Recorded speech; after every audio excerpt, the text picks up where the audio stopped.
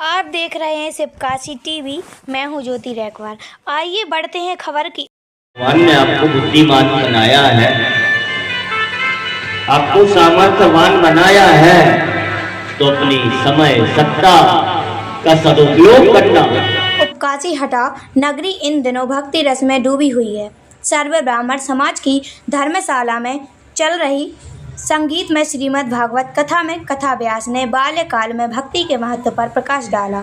बाल्यावस्था में ही भक्ति का बीजारोपण सर्वोत्तम कथा व्यास पंडित वीरेंद्र शास्त्री हटा की सर्व ब्राह्मण समाज धर्मशाला में चल रही पावन संगीत में श्रीमद् भागवत कथा के दौरान कथा व्यास पंडित वीरेंद्र शास्त्री जी महाराज ने श्रद्धालुओं को अमृतमयी संदेश दिया।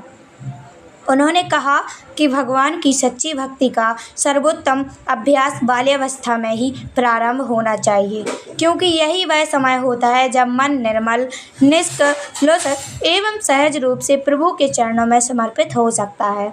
संस्कार ही जीवन का आधार। पंडित शास्त्री जी ने कहा कि बाल्यकाल में दिए गए संस्कार मनुष्य को जीवन भर आनंद देते हैं। यदि इस अवस्था में बच्चों को धर्म, भक्ति, सत्संग एवं श्रीहरि के नाम का संकीर्तन सिखाया जाए तो उनका जीवन सदैव धर्ममय और कल्याणकारी बनता है। उन्होंने भक्तों से आह्वान किया कि अपने बच्चों को प्रारंभ से ही ईश्वर भक्ति और नैतिक मूल्यों से जोड़ें। इस पावन अवसर पर कथा श्रोता श्रीमती विमला पुरुषोत्तम पन्या सहित नगर के अनेक श्रद्धालु उपस्थित रहे।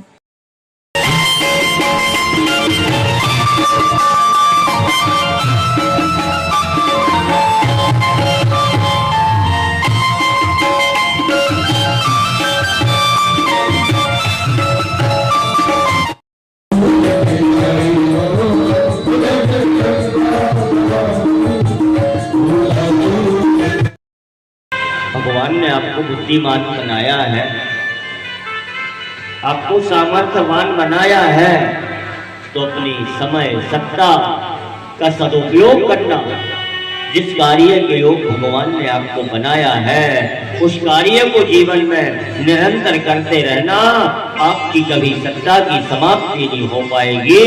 भगवान की दी हुई सत्ता आपके जीवन में आनंद देती रहेगी। जिस कार्य के योग भगवान ने आपको बनाया है उस कार्य को निरंतर भाव से करते रहें, यही जीवन में आनंद देने वाला है।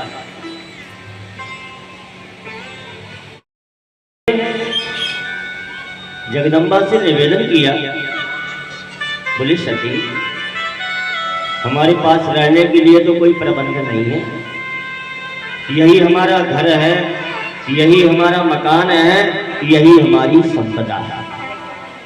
जगदम्बा चरणों में गिर गई और कहने लगी, धन धन भोलेनाथ तुम्हारे कोड़ी नहीं खजाने में, ओ बस्ती को तीनों लोक बसाए, आप बसे वीरान में।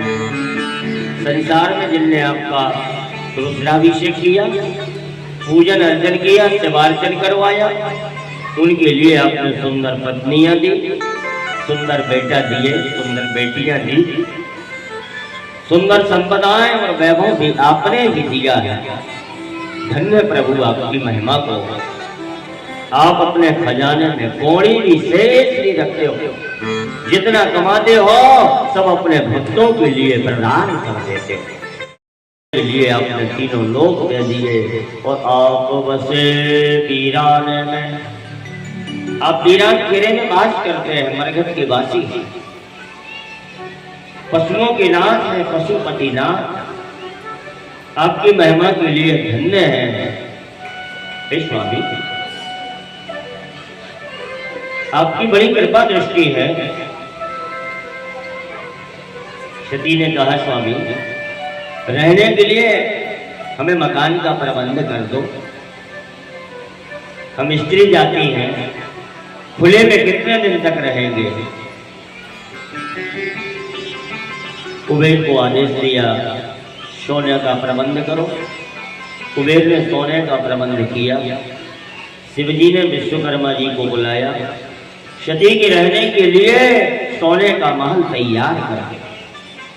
विश्वकर्मा जी ने अपने कारीगरों के साथ में बड़ा ही सुंदर सोने का भवन तैयार कर दिया।